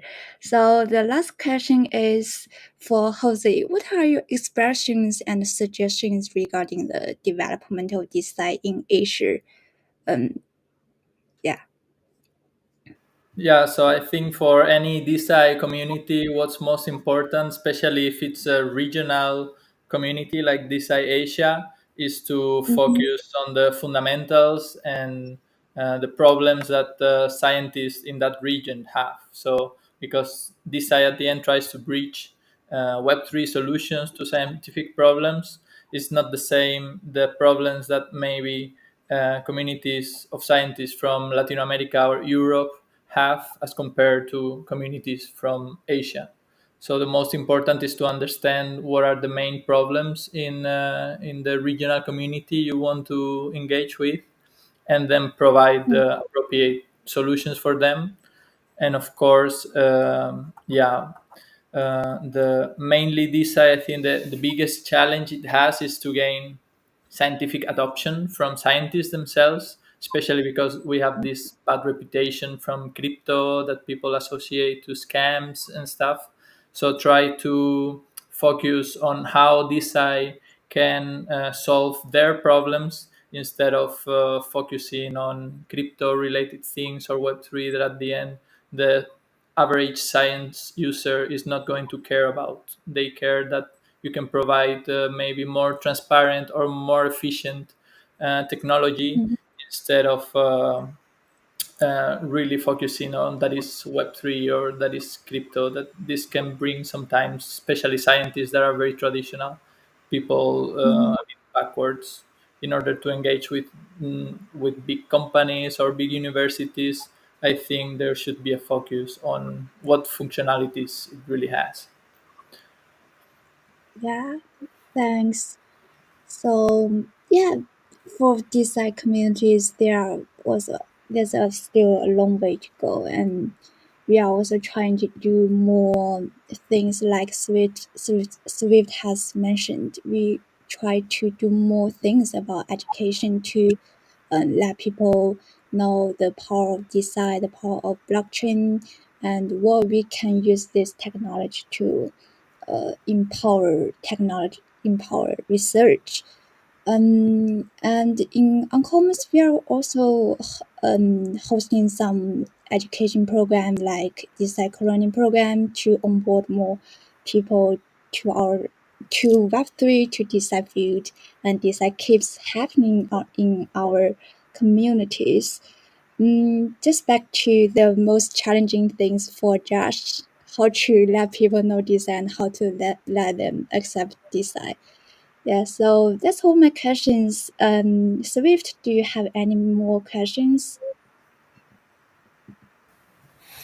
No, yeah, yeah. Thanks for Josh, thanks for Josh, and thanks for Lawrence. That is the biggest programs that how to unboosting the scientists, especially because most of people will believe that crypto may equals to scam at this moment because there's a lots of bad news, and is the parts that we have to tackle. So therefore, yeah, very happy to see that Uncommon is hosting a co-learning design section in Mandarin. So therefore we can see different kinds of Asia Pac area can using their own language in the education, so that make things a little bit easier to understand for the local people. Yeah. Can I say one more thing? Sorry, just on this. I think it's really important that we, as a community in DeSci in Mm, particular, really understand that public goods funding is a wonderful resource, but it should not be mm, considered the primary resource for DeSci and scientists and funding research. So when you talk to scientists and people trying to onboard them, rather than sort of saying, "Oh, you can access all of these great funds such as Gitcoin or these public goods funds," whilst that is attractive and that is true to an extent, I think it's an incredibly unsustainable model for moving science over to DeSci, right? mm, The institutions that give grants out are backed by government states, right? There's no amount of money in the decentralized infrastructure that's going to fund, Gitcoin grants to the extent that science needs. So what really needs to be done is to change the entire economy of doing science and being a scientist such that you yeah. can fund your own science or you can build businesses out of the science that you're creating. And so that's something that's really important, I think, when we talk about it, is that, yeah, tell scientists that there's all these things on offer and they might find funding. Sure, they might. But more, I would say that the messaging is we need scientists to understand that they can actually become almost entrepreneurs themselves or join forces with people that can help them do that, such that they Mm, can actually create sustainable business models for themselves and then fund their science that way. yeah, I totally agree because there should be a self-sustainable mechanism for the whole design, not just you try to find all those resources, all those fundings from Bitcoin, from these good organizations. Yeah. So, do you have anything to add here? Our session is going to close, and maybe we can keep in touch. And Uncommons has a lot of DeSci discussions and all these DeSci communities in Asia. So if DeSci World is going to incubate or support all these communities, we can keep in touch. Yeah. Absolutely. Please, my Telegram, I'll send it to you. You have it. So let's talk on that. Thanks. Yeah, of course. Thank you for hosting us. Yeah, Thank you. thank you so much for Josh and Jose. And what's your time? What's your time now? I'm not sure about your time zone. 6 p.m. here. 6 7 p.m. p.m. Okay, it's not a too late time. Actually, it's already 2 a.m. It's already 2 a.m. now. Ooh, In okay. Jayo. Yeah, yeah. my 加油 Jiao, You jiao. speak very good Chinese. Okay, maybe Uncommon session is going to close here, and thank you so much for your participation. And if you have any questions, just contact me in Telegram. Okay, moderator, our session Sure. is going to end. Bye See you. bye. Bye. Thank you. So we can just leave the meeting right now.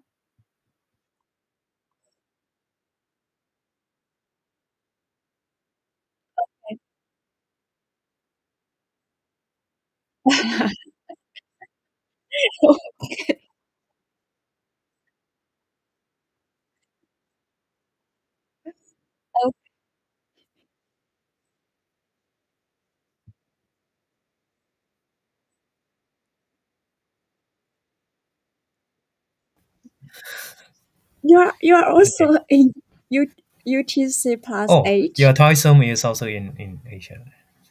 You are also in Asia. Wow.